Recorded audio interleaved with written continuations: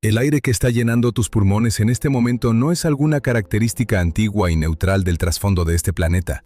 Fue hecho, manufacturado, molécula por molécula, durante escalas de tiempo geológicas tan vastas que desafían la imaginación, por organismos tan pequeños que podrías colocar millones de ellos en el punto final de esta oración. Sin ellos, la Tierra habría permanecido exactamente como comenzó. Una roca abrasadora y venenosa hurtándose a través del espacio, hostil a cada forma de vida que hemos conocido. El oxígeno que estás respirando, el nitrógeno amortiguando cada respiración, las temperaturas estables que permiten que agua líquida exista en la superficie. Nada de eso fue dado. Todo fue ganado, a través de la lenta e implacable química de bacterias que no tenían plan, no tenían objetivo y no tenían conciencia de lo que estaban construyendo. Simplemente estaban sobreviviendo. Y al hacerlo, transformaron un páramo tóxico en el único hogar conocido de vida compleja en el universo. Si te encuentras queriendo entender cómo algo tan pequeño pudo reescribir el destino de un planeta entero, suscríbete. Este canal existe precisamente para preguntas como esta. Ahora, para entender qué fue lo que las bacterias realmente hicieron, primero tienes que entender qué heredaron. Cómo se veía la Tierra antes de que la vida pusiera sus manos sobre ella. Y la respuesta es algo que debería sentirse profundamente incorrecto para cualquier intuición moderna sobre lo que se supone que debe ser un mundo viviente. Retrocede tu mente 4.500 millones de años. El planeta existe, pero apenas. El sistema solar apenas se ha asentado, y la Tierra todavía está siendo bombardeada desde todos los lados por asteroides y planetesimales dejados por la formación del Sol. La superficie no es sólida en ningún sentido significativo. Vastos océanos de roca fundida pulsan y oleajan bajo una corteza delgada y frágil que se agrieta y resella constantemente. Las temperaturas en la superficie rondan niveles donde la mayoría de los minerales simplemente no pueden mantener una estructura de cristal estable. El cielo sobre este paisaje turbulento no es azul. Ni siquiera está cerca de serlo. La atmósfera en esta etapa es una mezcla densa y sofocante de dióxido de carbono, metano, sulfuro de hidrógeno, amoníaco y vapor de agua, expulsados continuamente por volcanes que cubren la superficie mucho más extensamente que cualquier región volcánica que exista hoy. No hay oxígeno libre, ni una sola molécula de él en el aire. El concepto mismo de respiración, como los animales lo entienden, sería instantáneamente letal aquí. El joven Sol, contraintuitivamente, también es significativamente más tenue de lo que es hoy, emitiendo aproximadamente el 70% de su luminosidad actual. Y sin embargo, la superficie de la Tierra primitiva no está fría. El efecto invernadero generado por esas densas concentraciones de dióxido de carbono y metano atrapa suficiente calor para evitar que el planeta se congele. Este no es el calor que encontrarías cómodo. Los océanos que comienzan a condensarse a partir del vapor de agua, entregados en parte por el mismo bombardeo de cometas y asteroides helados que estaba simultáneamente aterrorizando la superficie, son cálidos a calientes, y químicamente nada como los océanos sobre los que navegamos hoy. Esos océanos tempranos son ricos en hierro disuelto.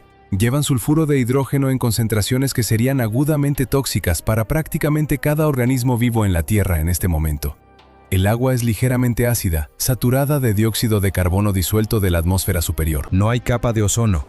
El ozono requiere oxígeno para formarse, y no hay oxígeno, lo que significa que la radiación ultravioleta completa y sin filtrar del Sol golpea la superficie del océano y cada trozo de roca expuesto sin ninguna barrera atmosférica en absoluto. El flujo ultravioleta que llega al suelo es mucho más intenso que cualquier cosa que la vida moderna experimenta. Destruiría el ADN de cualquier organismo contemporáneo en cuestión de momentos de exposición. Este es el planeta. Roca fundida, cielos matizados de amoníaco, océanos cargados de hierro y azufrados. Radiación ultravioleta lavando todo. Un químico al que se le entregara esta descripción sin saber que se refería a la Tierra, probablemente la clasificaría como inhabitable. No marginal, no desafiante, sino fundamentalmente incompatible con la bioquímica de la vida como la conocemos. Y sin embargo, algo sucedió aquí. Algo que representa quizás el evento más improbable en los 4.500 millones de años de la historia de este planeta. Apareció la vida. La pregunta de cómo es uno de los problemas abiertos más profundos en toda la ciencia, y la respuesta honesta es que no sabemos completamente. Lo que sí sabemos es hacia dónde apunta la evidencia más fuerte, y apunta hacia abajo, al océano, a lugares donde las leyes de la química se doblan por el calor y la presión en algo casi alquímico.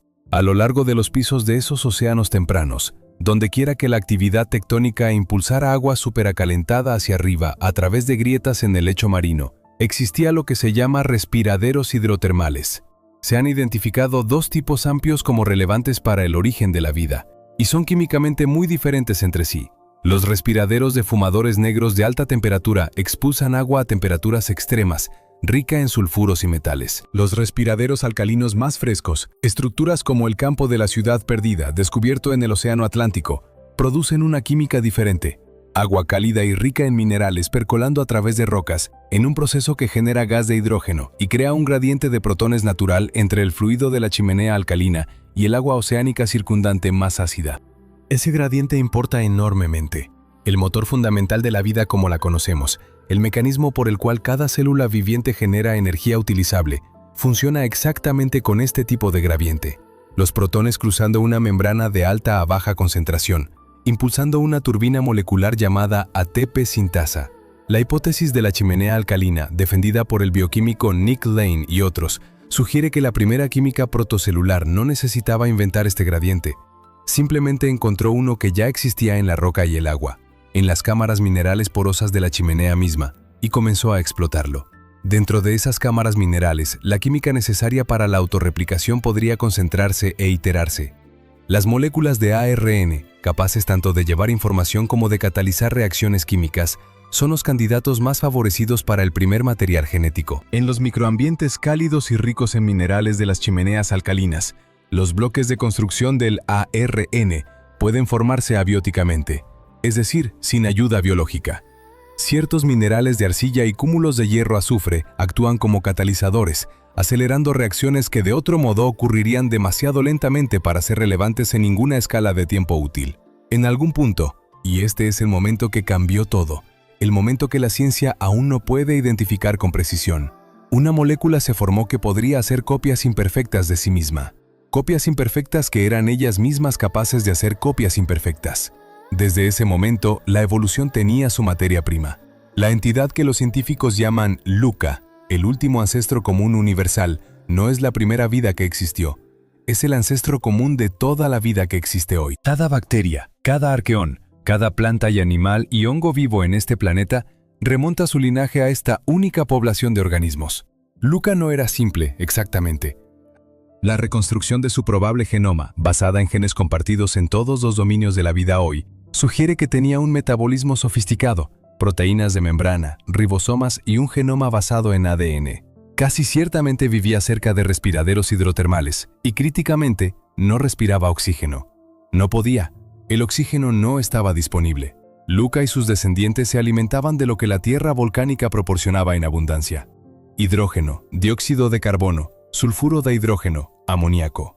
Estas son las moléculas que un ser viviente puede usar cuando no hay oxígeno presente. Agentes reductores, donantes de electrones, gradientes químicos que liberan energía cuando se explotan con la maquinaria enzimática adecuada.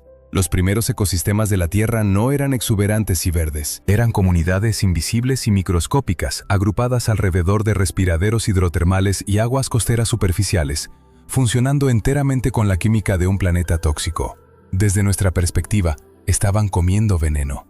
Desde la de ellos, simplemente estaban comiendo.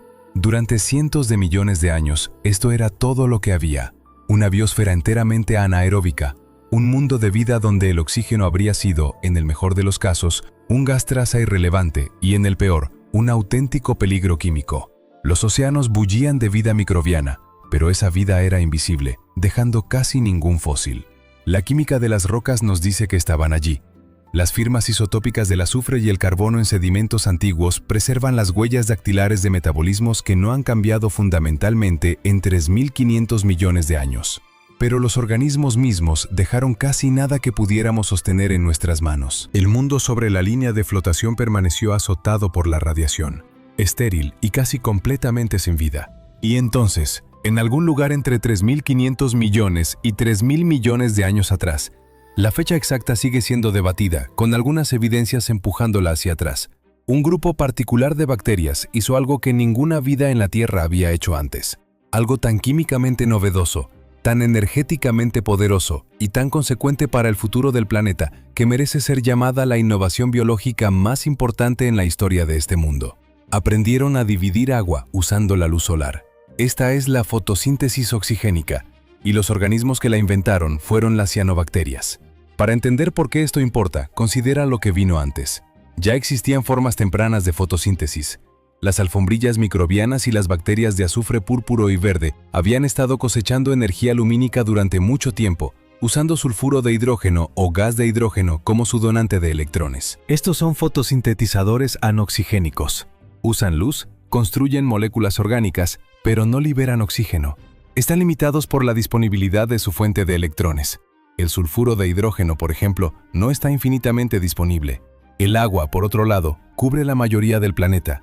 Es esencialmente ilimitada, y en algún lugar en el linaje que se convertiría en cianobacterias, emergió un mecanismo molecular, el complejo proteínico llamado fotosistema II, que podría usar la energía de la luz solar para arrancar aparte moléculas de agua y extraer electrones de ellas. El residuo de esta reacción, el subproducto que simplemente fue expulsado como desperdicio metabólico, era gas de oxígeno. Al principio, este desperdicio no fue a ningún lugar visible. Los océanos tempranos estaban saturados de hierro disuelto, y el oxígeno reacciona con el hierro instantánea y agresivamente.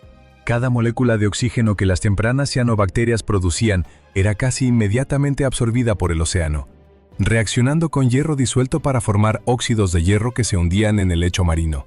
Capa tras capa de estos óxidos de hierro se acumularon durante cientos de millones de años, construyendo las formaciones de hierro bandeado, esas rocas distintivas rayadas, roja y gris y roja de nuevo, que los geólogos extraen hoy como mineral de hierro y que registran en su mismo bandeado el pulso de una revolución biológica invisible. El hierro en esas rocas fue extraído de océanos antiguos por el oxígeno más temprano jamás producido en la Tierra. Durante un tiempo notablemente largo, quizás hasta 600 millones de años, el océano simplemente absorbió el oxígeno. Cada vez que las cianobacterias lo exhalaban, el hierro lo consumía antes de que pudiera acumularse. Pero el hierro tampoco es infinito. Lentamente, gradualmente, el hierro en los mares costeros superficiales se agotó. La herrumbre se asentó, el sumidero se encogió, y el oxígeno comenzó, por primera vez en la historia de la Tierra, a acumularse en el agua y eventualmente a filtrarse en la atmósfera superior. Lo que sucedió después fue, desde la perspectiva de la vida que existía en ese momento, un apocalipsis. Hace 2.400 millones de años, más o menos un par de decenas de millones de años, con algunos estudios colocando el inicio preciso ligeramente después, la concentración de oxígeno atmosférico cruzó un umbral. Este es el gran evento de oxidación, a veces llamado la catástrofe del oxígeno, y el nombre no es hipérbole. El oxígeno es una molécula ferozmente reactiva. Para los organismos anaeróbicos que habían dominado la Tierra durante más de 1.000 millones de años, no era un nuevo recurso, era un veneno.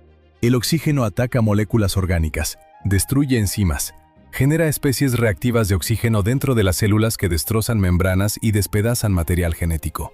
Los microbios que habían construido cada ecosistema en la Tierra no tenían defensas contra él, porque nunca había habido ninguna necesidad de tales defensas. El colapso ecológico fue asombroso. La evidencia isotópica de minerales de sulfato antiguos sugiere que el tamaño total de la biosfera puede haber encogido más del 80% durante y después del gran evento de oxidación. Los organismos anaeróbicos que habían poseído el planeta durante miles de millones de años fueron empujados hacia los márgenes, retirándose a los refugios libres de oxígeno que aún existen hoy, sedimentos profundos del océano, suelos anegados, el intestino de los animales, el barro sin aire de los humedales. Esos refugios todavía están llenos de sus descendientes, viviendo casi exactamente como sus antepasados lo hacían antes de la catástrofe, esperando un mundo que se volvió en su contra. Las formaciones de hierro bandeado en el registro de rocas no son simplemente una curiosidad geológica. Cada raya roja es una capa de óxido de hierro. Hierro que fue extraído del océano por oxígeno cianobacteriano, oxidado y caído al lecho marino. Son en efecto un ledger de piedra de muerte masiva. 1.000 millones de años de gases de escape biológicos registrados en capas minerales. Un monumento al lento ahogamiento de un mundo entero preoxígeno. Cuando el hierro se agotó y el oxígeno finalmente entró en la atmósfera, esas rayas dejan de aparecer. El ledger se cierra. Algo irreversible ha sucedido. No todo murió. Los sobrevivientes cayeron en dos categorías. Aquellos que ya ocupaban ambientes donde el oxígeno no podía llegar, sedimentos profundos, sistemas hidrotermales, cuencas anóxicas, persistieron en los bolsillos de un mundo libre de oxígeno que nunca desapareció completamente.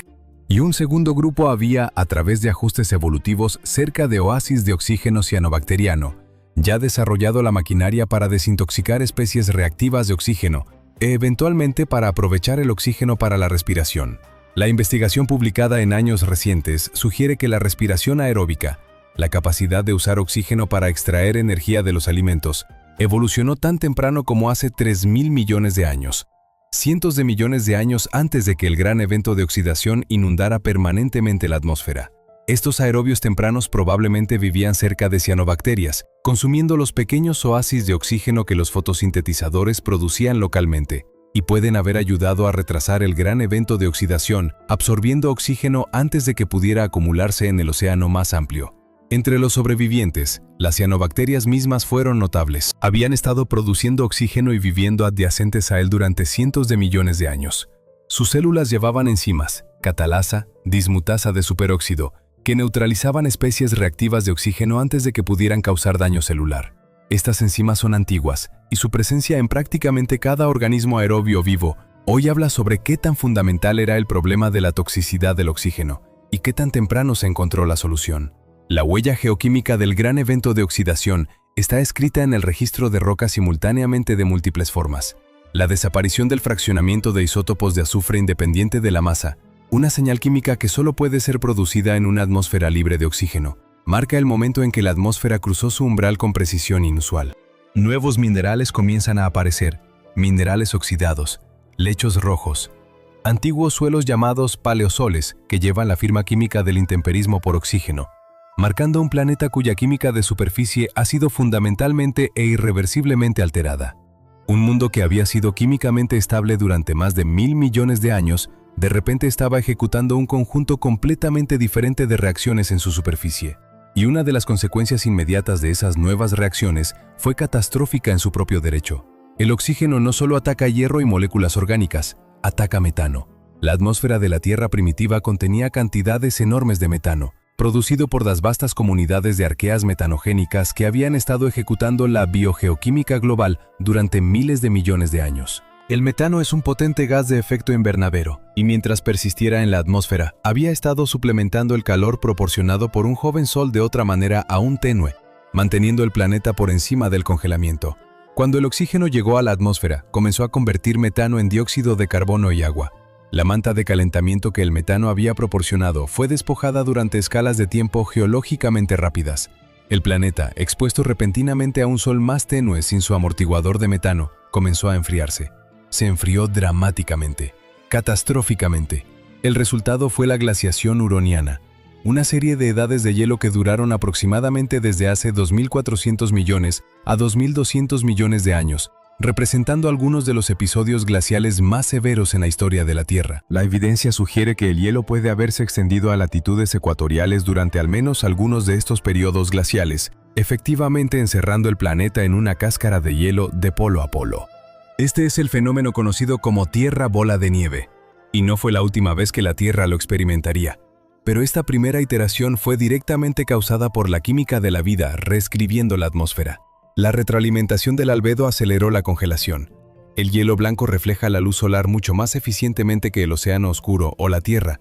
Entonces, los glaciares avanzados redujeron la cantidad de energía solar que el planeta absorbía, lo que lo enfrió aún más, lo que impulsó los glaciares más allá aún. Debajo del hielo, en el agua líquida preservada por el calor geotérmico, en las delgadas comunidades fotosintéticas aferrándose a cualquier luz que se filtrara a través de los márgenes de hielo más delgados, las bacterias resistieron. Los quimiolitótrofos, organismos que extraen energía de reacciones químicas inorgánicas en lugar de luz solar, prosperaron en la oscuridad permanente de aguas subglaciales, alimentándose de compuestos de hidrógeno y azufre liberados por sistemas hidrotermales que no habían dejado de operar simplemente porque la superficie encima de ellos estaba congelada sólida. Las cianobacterias se aferraron a las superficies que permitían suficiente luz a través para sostener la fotosíntesis. Los análogos actuales de estos ambientes, lagos subglaciales en la Antártida, hielo marino polar permanente, contienen alfombrillas microbianas vivas, evidencia directa de que la vida bacteriana puede persistir a través de condiciones que hacen la superficie completamente inhabitable. La escapatoria de la congelación vino de la geología. Los volcanes continuaron desgasificando dióxido de carbono durante los periodos glaciales, y con la Tierra enterrada bajo hielo, ese dióxido de carbono no podía ser removido de la atmósfera a través del intemperismo de silicatos normal. Se acumuló hasta que el efecto invernadero que generó finalmente abrumó la retroalimentación del albedo del hielo. El planeta se calentó. El hielo se derritió. Y el descongelamiento liberó una cantidad enorme de nutrientes que habían estado encerrados bajo mantas glaciales. Fósforo, hierro, sílice, minerales molidos de rocas de corteza profunda por hielo y mantenidos cautivos durante millones de años. Liberados todos a la vez en océanos recién abiertos, fertilizaron la biosfera en escala planetaria. La vida explotó en respuesta cada vez que el hielo se retiró. Cada recuperación dejando el planeta ligeramente más oxigenado y ligeramente más hospitalario a la química aeróbica compleja que lo que había sido antes de la congelación. El ciclo del nitrógeno, sin embargo, estaba funcionando por debajo de todo esto, y entender la arquitectura completa de lo que las bacterias construyeron requiere seguir esa química cuidadosamente, porque sin ella, ninguna de la complejidad biológica que siguió fue químicamente posible. La atmósfera está cerca del 80% de gas nitrógeno. El nitrógeno es esencial para la vida de una manera que es casi imposible exagerar. Cada aminoácido, cada proteína, cada molécula de ADN y ARN la contiene. Pero el gas nitrógeno, dos átomos unidos con triple enlace entre sí, es químicamente tan estable que es esencialmente inerte para la mayoría de la química biológica. No puede ser incorporado en moléculas orgánicas sin primero ser separado y combinado con hidrógeno para producir amoníaco. Solo las bacterias llevan la enzima, nitrogenasa, capaz de hacer esto. Grupos específicos de bacterias, incluyendo ciertas cianobacterias y una amplia gama de bacterias del suelo de vida libre y simbióticas, usan nitrogenasa para escindir el triple enlace del gas nitrógeno y adjuntar átomos de hidrógeno a los átomos de nitrógeno resultantes, produciendo amoníaco. La reacción es extraordinariamente exigente energéticamente. La evidencia isotópica de rocas que datan de hace 3.200 millones de años muestra la firma de fijación biológica de nitrógeno ya operando en los océanos arcaicos. Los investigadores que reconstruyeron enzimas de nitrogenasa antiguas desde tan profundo en la historia evolutiva y las sintetizaron en el laboratorio, encontraron que esas enzimas antiguas producían los mismos patrones característicos de fraccionamiento isotópico que las modernas, significando que la química central de la fijación de nitrógeno ha sido conservada a través de más de 3.000 millones de años de evolución. Sin fijación de nitrógeno, el suministro de nitrógeno reactivo del océano habría sido limitado a los pequeños montos que los relámpagos y la fotoquímica ultravioleta abiótica podían producir. Ese aporte es real, pero minúsculo. El ciclo del nitrógeno biológico entrega nitrógeno reactivo a los ecosistemas en tasas que superan en creces cualquier fuente abiótica. El nitrógeno en cada fibra muscular en tu cuerpo pasó a través de una nitrogenasa bacteriana en algún punto en su historia. El ciclo del nitrógeno no es una calle de sentido único. Una vez que las bacterias fijan nitrógeno en amoníaco, otras comunidades bacterianas toman ese amoníaco y lo oxidan a nitrito, luego nitrato, en un proceso llamado nitrificación. Y entonces otro gremio de bacterias, los desnitrificadores, toma esos nitratos y los reduce de vuelta a gas nitrógeno, devolviendo el elemento a la atmósfera y cerrando el ciclo. Este ciclaje mantiene la atmósfera en equilibrio químico e impide que el nitrógeno reactivo se acumule a concentraciones tóxicas en el océano. Estaba funcionando, invisiblemente, implacablemente, mucho antes de que cualquier organismo multicelular tomara su primer aliento.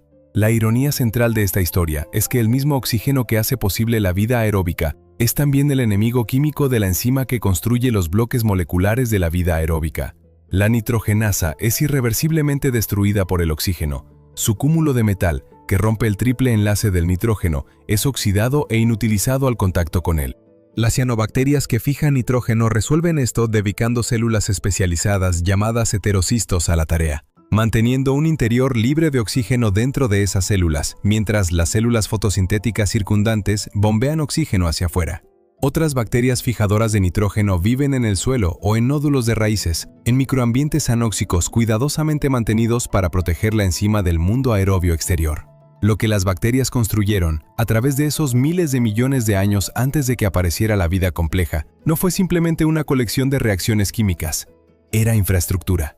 Infraestructura de escala planetaria, tan real y tan esencial como cualquier estructura física. Mantenida no por diseño, sino por la consecuencia acumulada de metabolismos individuales haciendo lo que mantuviera cada célula viva de un momento al siguiente. La atmósfera era la salida de una máquina biológica que nunca intentó construir nada en absoluto.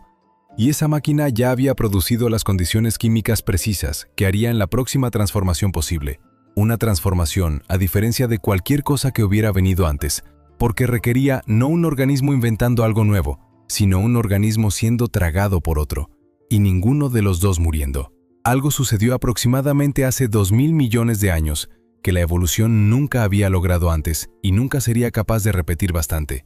Una célula, casi ciertamente un arqueón, un miembro de ese antiguo linaje de microbios que habían sobrevivido a la catástrofe del oxígeno en los profundos refugios anóxicos del océano, engulló una bacteria.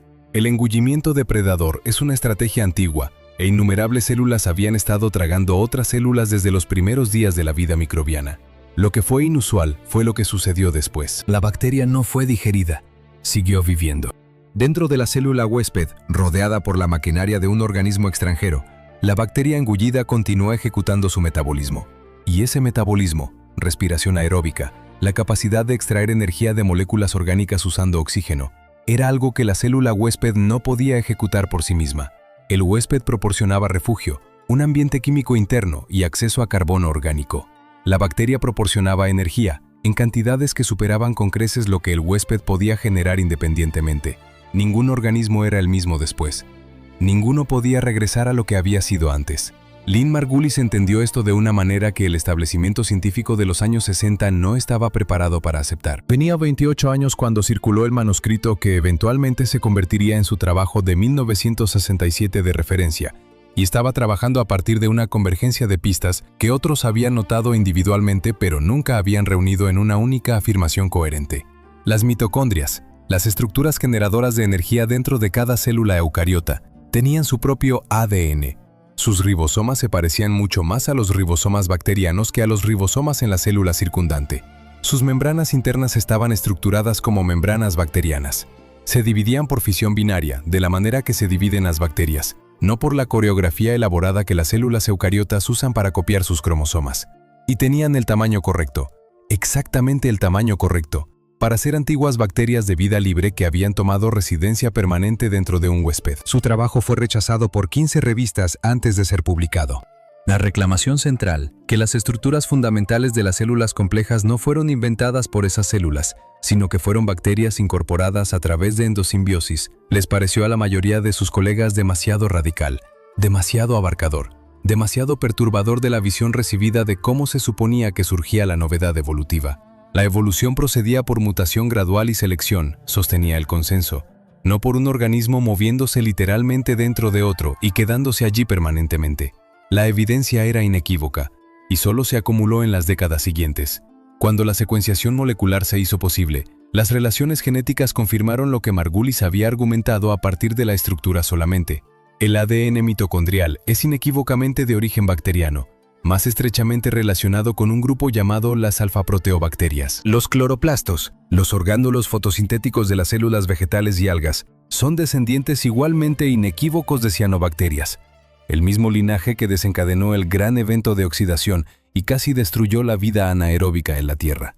Los organismos que produjeron la catástrofe del oxígeno fueron eventualmente incorporados en las células de eucariotas y puestos a trabajar alimentando los cuerpos de cada planta que alguna vez crecería. Ponte de pie ante un microscopio y mira una célula de planta viva, sus cloroplastos moviéndose lentamente a través del citoplasma en la circulación suave llamada ciclosis. Cada uno un cuerpo verde en forma de lente aproximadamente del tamaño de una bacteria pequeña. Cada cloroplasto aún lleva su propio genoma, un remanente encogido de su cromosoma bacteriano original, codificando las proteínas más críticas para la función fotosintética.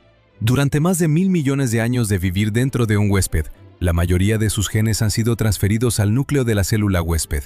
Una migración lenta, gen por gen, que ha sido directamente observada en tiempo real en experimentos de laboratorio, mientras el ADN escapa del orgánulo y se integra en el genoma nuclear.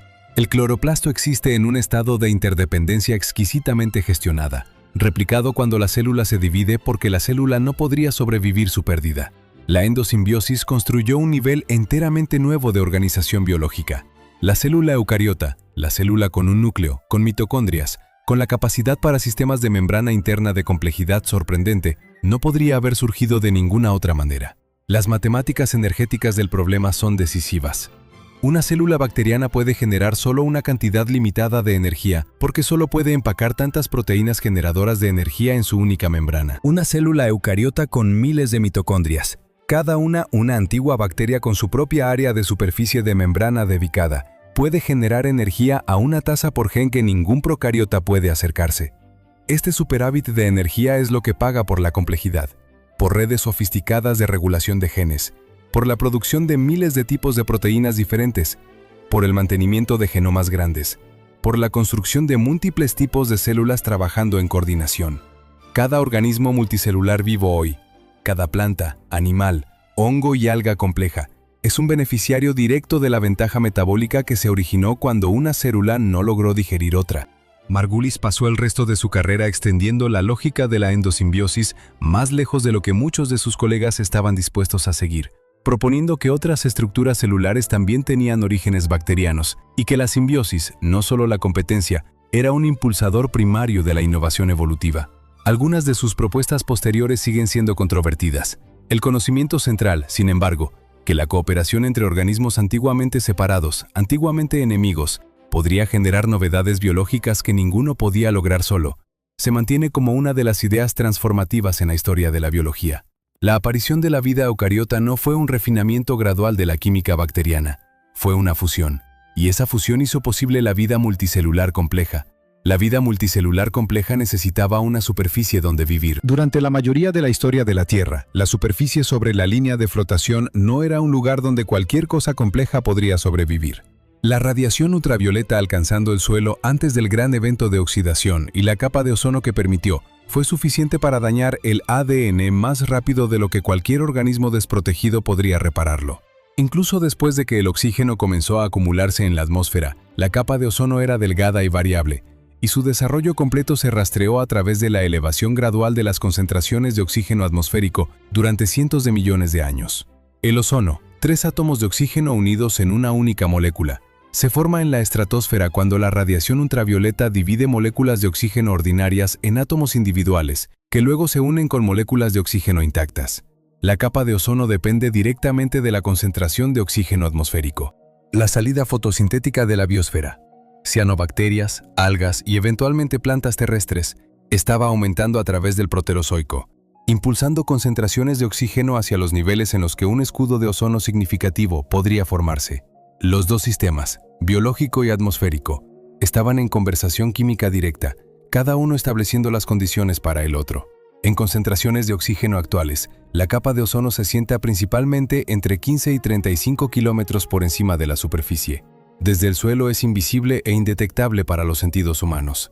Desde un avión de investigación volando a la altitud de la estratosfera inferior, su presencia se vuelve medible en la caída dramática en irradiancia ultravioleta debajo de la capa.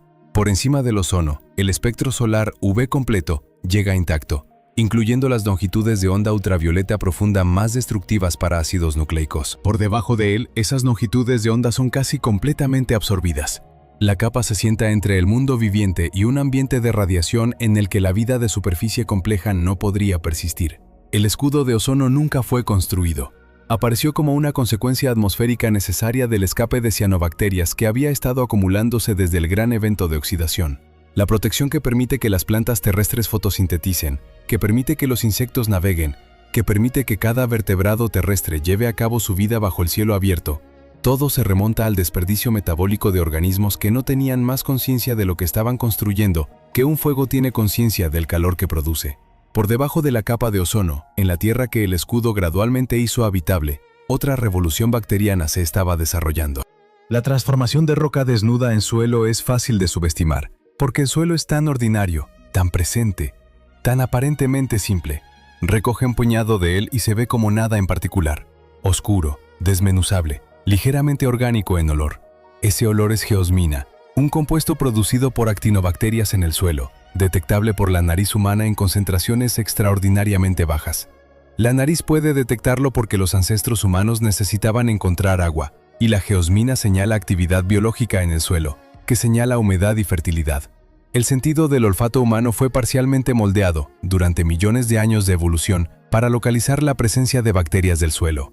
La roca desnuda, expuesta a la atmósfera, se erosiona lentamente a través del viento, la lluvia y el ciclaje de temperatura. El intemperismo biológico procede más rápidamente, porque las bacterias y sus asociados, hongos y líquenes, que son ellos mismos simbiosis entre hongos y algas o cianobacterias, producen ácidos y agentes quelantes que disuelven minerales mucho más eficientemente que el agua de lluvia sola. Las comunidades pioneras de cianobacterias colonizan superficies de roca desnuda, fijando nitrógeno, erosionando la superficie mineral químicamente, produciendo carbono orgánico que se acumula en las intersticias de la roca. Mientras mueren, sus restos orgánicos se mezclan con las partículas minerales que han ayudado a liberar de la roca. Los hongos extienden sus hifas en la matriz, descomponiendo tanto material mineral como orgánico. Se forma el primer suelo reconocible. Un científico del suelo trabajando con suelos cultivados antiguos. Los suelos agrícolas del cercano Oriente o China, cultivados durante miles de años. Notará que la fertilidad de esos suelos refleja las comunidades microbianas dentro de ellos. Un gramo de suelo superficial fértil contiene en algún lugar entre 100 millones y 1000 millones de bacterias, perteneciendo a miles de especies. Esas bacterias descomponen material orgánico, ciclan nitrógeno y fósforo a través de formas que las raíces de las plantas pueden absorber. Suprimen patógenos de plantas y mantienen la estructura física porosa del suelo que permite que el agua y el aire penetren. Esteriliza ese suelo y se convierte en químicamente inerte.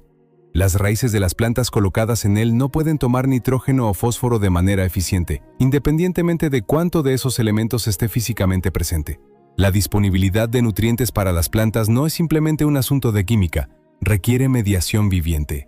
Las primeras plantas terrestres que colonizaron la superficie terrestre en el Ordovícico, aproximadamente hace 470 millones de años, no lo hicieron solas. Trajeron a sus asociados microbianos con ellos. Los hongos micorrízicos, que ellos mismos dependen de comunidades bacterianas en el suelo, casi ciertamente estaban colonizando sistemas de raíces de plantas tempranas desde el comienzo de la evolución de plantas terrestres.